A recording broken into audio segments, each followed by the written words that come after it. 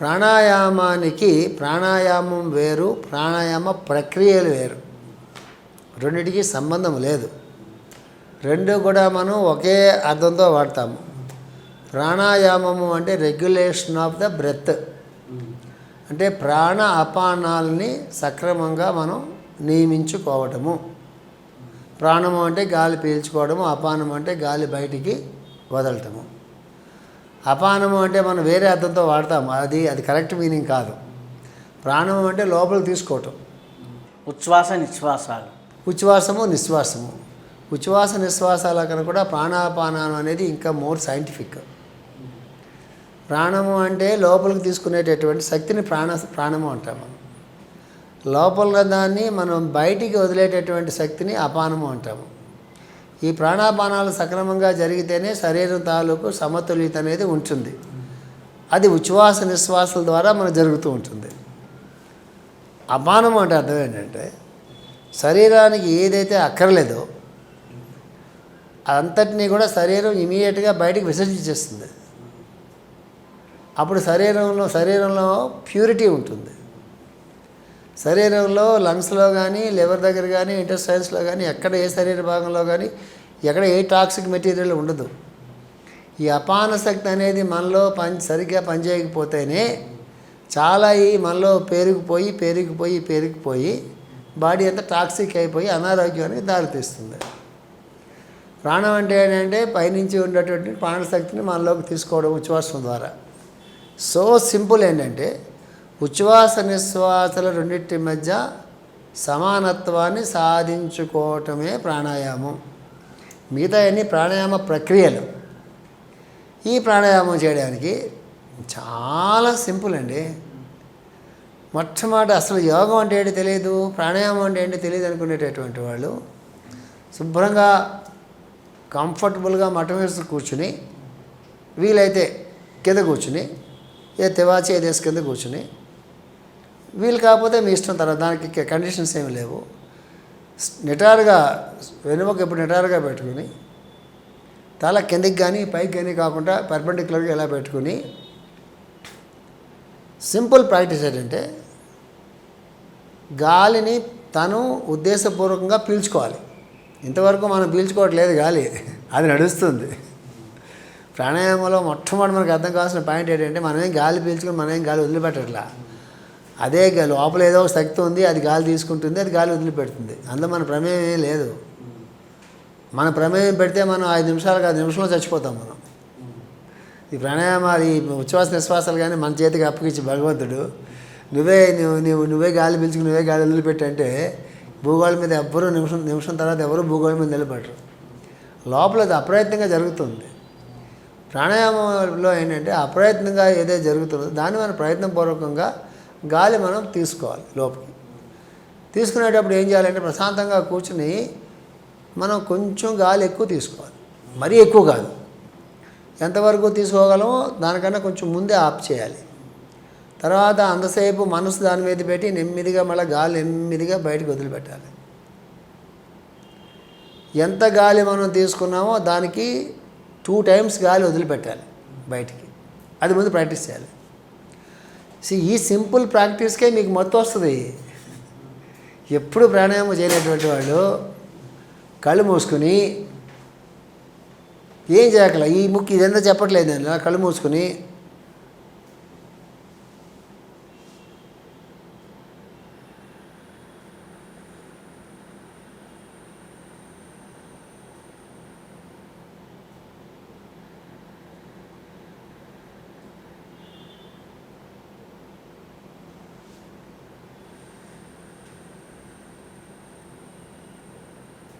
ఇలాగా చాలా ప్రశాంతంగా ఏవి నాయిస్ క్రియేట్ చేయకుండా చూసుకుంటే ఒక 2 minutes 3 minutes చేయమనండి ఎవరినైనా. అసలు ఫస్ట్ టైం వాళ్ళకి 100% మత్తు వస్తుంది. వాళ్ళకి మైండ్ చాలా ప్రశాంతంగా అయిపోతుంది. Just 2-3 minutes just take in take out, గాలి పీల్చుకోవడం గాలి వదలటం, ఒకటే రోలు. గాలి పీల్చుకుంటున్నప్పుడు పొట్ట బయటకు వస్తుంది, మనం పొట్ట బయటకు తీసుకోవాల్సిన అవసరం లేదు, అదే బయటకు వస్తుంది. గాలి వదిలినప్పుడు పొట్ట అంతా లోపలికి వెళ్తుంది. అది అప్రయత్నంగా జరగాలి, అది మనం చేయాల్సిన అవసరం లేదు. గాలి తీసుకున్న దానికన్నా కూడా డబల్ గాలి బయటకు వదులుతూ ఉండాలి. ఇది ఫస్ట్ ప్రాక్టీస్, సింపుల్ ప్రాక్టీస్ అండి.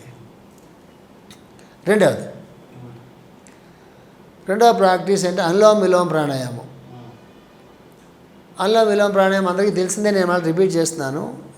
ఇది బిగినింగ్ ప్రాణాయామం, ఎండింగ్ ప్రాణాయామం రెండు ఇదే అనుకోండి మీరు. చాలా మంచి ప్రాణాయామం. కుడి చేత్తో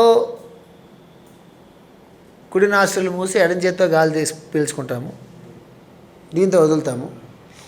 మళ్ళీ దీంతోనే పీల్చుకుంటాము, దీంతో వదులుతాము, మళ్ళీ దీంతో వదులుతాము. ఇది అందరికీ తెలిసిన ప్రాణాయామమే. Left in right out, right in left out. సింపుల్గా ఎడం ముక్కుతో గాలి పీల్చుకుంటాం, ముడి ముక్కుతో వదులుతాము.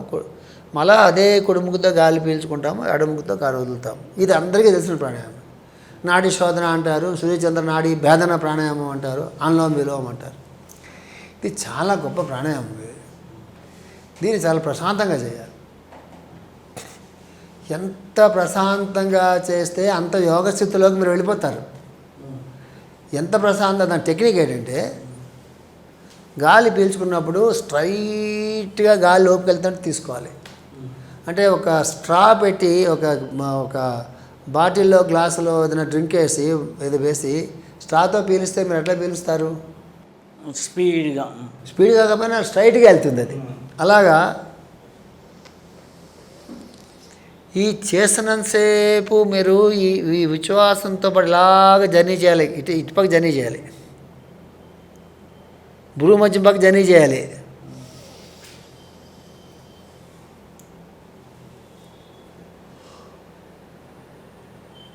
డబల్ ది టైం వదలాలి. వదిలి అక్కడ కొంచెం పాజ్ ఇవ్వాలి, ఫ్యూ సెకండ్స్ ఇచ్చి అప్పుడు మళ్ళీ గాలి పీల్చుకోవాలి. అక్కడ మళ్ళీ ఇక్కడ పాజ్ ఇవ్వాలి, మళ్ళీ గాలి వదలాలి, పాజ్ ఇవ్వాలి. పాజు తక్కువసేపే, 1 or 2 సెకండ్స్. ఆ పాజులోనే మొత్తం బ్యూటీ అంతా ఉంటుంది ఈ ప్రాణాయామంలో. మొట్టమొదటిలో పాజ్ మనం ఇవ్వలేము. ఎందుకు? వెంటనే మనం గాలి పీల్చుకోవాలి. పీల్చుకోకపోతే లంగ్స్ తట్టుకోలేవు. ఈ సాధన చేస్తుండగా ఏమవుతుందంటే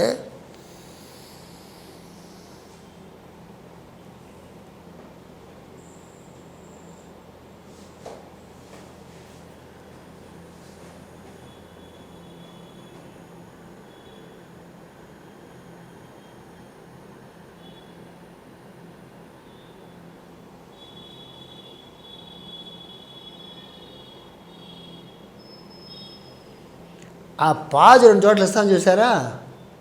ఈ సాధనలో ఉండే మొత్తం రహస్యం అంతా ఏంటంటే ఈ పాజులోనే ఉంటుంది మొత్తం రహస్యం అంతా. అది పెరుగుతున్న కొద్ది ఏమవుతుంది తెలుసా? మూలాధారం దగ్గర నుంచి కింద నుంచి వెళ్తున్నట్టు ఇడా పింగళ నాళ్ళు ఇలా వెళ్తుంటాయి కదా, అది ఇక్కడ దాకా వచ్చి ఆగుతాయి. అవి వాటి సంచలనం అద్భుతంగా జరుగుతుంది. సుషుమ్న ద్వారం అనేది నెమ్మదిగా తెరుచుకుంటూ అది అవకాశం ఉంటుంది.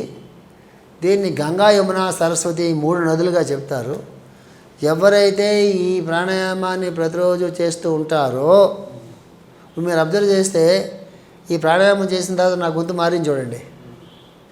జస్ట్ మీ అబ్జర్వేషన్ అని చెప్తున్నాను నేను మీకు. నేను జస్ట్ 2 సార్లు ప్రాణాయామం చేసిన తర్వాత నా గొంతు మారింది చూడండి. రోజు చేస్తే ఏమవుతుందో మీరు చూసుకోండి. ఈ ప్రాణాయామం చేస్తే ఏమవుతుందంటే గంగా, యమున, సరస్వతి కాంబినేషన్ అయినటువంటి ప్రయాగలో మీరు ప్రతిరోజు స్నానం చేసినట్టే, యోగ స్నానం చేసినట్టే. ఇది ప్రాణాయామాల్లో చాలా ఇంపార్టెంట్ ప్రాణాయామం అండి.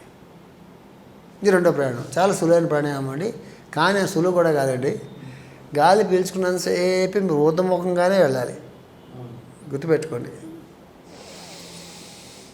సౌండ్ మీకు కావాలని చూపిస్తున్నాను, సౌండ్ చేయొద్దు. ప్రతిరోజు అలా ప్రాణాయామం చేయడం వల్ల ఇది యాక్టివేట్ అవుతూ ఉంటుంది. ఇది రెండో ప్రాణాయామం అండి. మూడో ప్రాణాయామం అందరూ చేయకూడదు. హై బీపీ ఉన్న వాళ్ళు కానీ, ఇప్పుడు నేను చెప్పబోయే ప్రాణాయామం నాడీ శోధ కాదు, కపాలభాతి ప్రాణాయామం. హై బీపీ ఉన్న వాళ్ళు కానీ, ఆపరేషన్స్ అయినటువంటి వాళ్ళు కానీ, హెవీ ఆస్తమా ఉన్నటువంటి వాళ్ళు కానీ, ఇలాంటి కొన్ని హెల్త్ ప్రాబ్లమ్స్ ఉన్నటువంటి వాళ్ళు నాడీ శోధన ప్రాణాయామం చేయకూడదు. నాడీ శోధన కాదు, కపాలభాతి ప్రాణాయామం చేయకూడదు. కానీ కపాలభాతి ప్రాణాయామం చాలా అవసరం అండి. ఎందుకంటే ఇప్పుడు గట్ హెల్త్ అంటారు. సో ఈ రీజియన్ అంతా ఇది యాక్టివేట్ అయ్యి ఇది ప్యూరిఫై అయితే తప్ప మిగతా నాడీ మండలం కానీ ఆహారం అనేది సరిగ్గా జీర్ణం కావడం కానీ, జీర్ణం కాని ఆహారం బయటికి వెళ్ళటం కానీ, అక్కలేని అన్నెసెసరీ గ్యాసెస్ బయటికి వెళ్ళటం కానీ జరగాలంటే ద మోస్ట్ ఇంపార్టెంట్ ప్రాణాయామం అది. ఆ నాడీ సరే ఇంత అదే వచ్చేస్తున్నాయి. కపాలభాతి ప్రాణాయామాన్ని మాత్రం జాగ్రత్తగా నేర్చుకుని చేయాలి. అది నేను చూపిస్తా కానీ ఎక్కువ ఎక్స్ప్లెయిన్ చేయని చేసుకోవాలి. ఇది చేస్తే చాలా హెల్త్ ప్రాబ్లమ్స్ తగ్గుతాయి.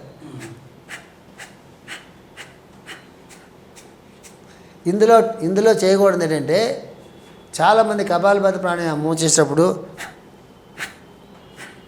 అంతేగాని చేయకూడదు, చాలా హెల్త్ పాడైపోద్ది. పొట్ట ఇలా రావాలి,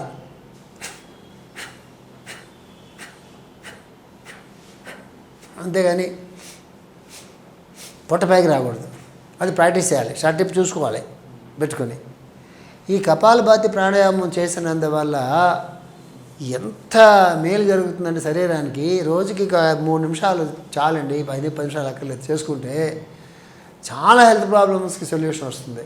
బట్ హై బీపీ కానీ, హార్ట్ ప్రాబ్లం ఉన్నటువంటి వాళ్ళు కానీ, లేకపోతే హార్ట్ ఆపరేషన్ అయినటువంటి వాళ్ళు కానీ, స్టెంట్స్ వేసుకున్నటువంటి వాళ్ళు కానీ, కొన్ని హెల్త్ ప్రాబ్లమ్స్ ఉన్నటువంటి వాళ్ళు ఈ ప్రాణాయామం చేయకూడదు, 100% చేయకూడదు. నెక్స్ట్ భస్త్రిక, చాలా ఈజీ అయిన ప్రాణాయామం అది.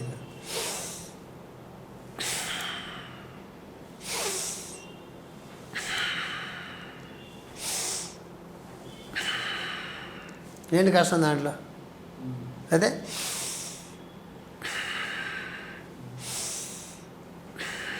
ఏంటి కష్టం దాంట్లో? ఏం లేదు. ఇప్పుడు ఏం చెప్పుకున్నాం మనం? మణిపూరక చక్రం, స్వాదిష్టాన చక్రం ఏరియా అంతా ప్యూరిఫికేషన్ ఎనర్జీ చెప్పుకున్నాము. అనాహతము, తర్వాత లంగ్స్, ఈ రీజియన్ అంతా కూడా చెప్పుకున్నాం. నెక్స్ట్ ఇంకొక ప్రాణాయామం మాత్రం చెప్తాను. చాలా ప్రాణాయామాలు ఉంటాయి, ఆయన అక్కర్లేదు మనకి, కావాల్సి మీరు చేసుకోండి, నేను చెప్పట్లేదు. నెక్స్ట్ భ్రామరీ ప్రాణాయామం, తల భాగానికి చాలా. కపాలభాతి ప్రాణాయామం వాళ్ళండి. కపాల అంటే ఇది కదా, పొట్ట ఒకటే కాదండి, ఇది కూడా ప్యూరిఫై అవుతుందండి. కపాలం కదా ఇది గుర్తుపెట్టుకోవాలి. నెక్స్ట్ భ్రామరీ ప్రాణాయామం, గాలి ఊపి పీల్చుకుని బాగా చెవులు ఎలా మూసుకుని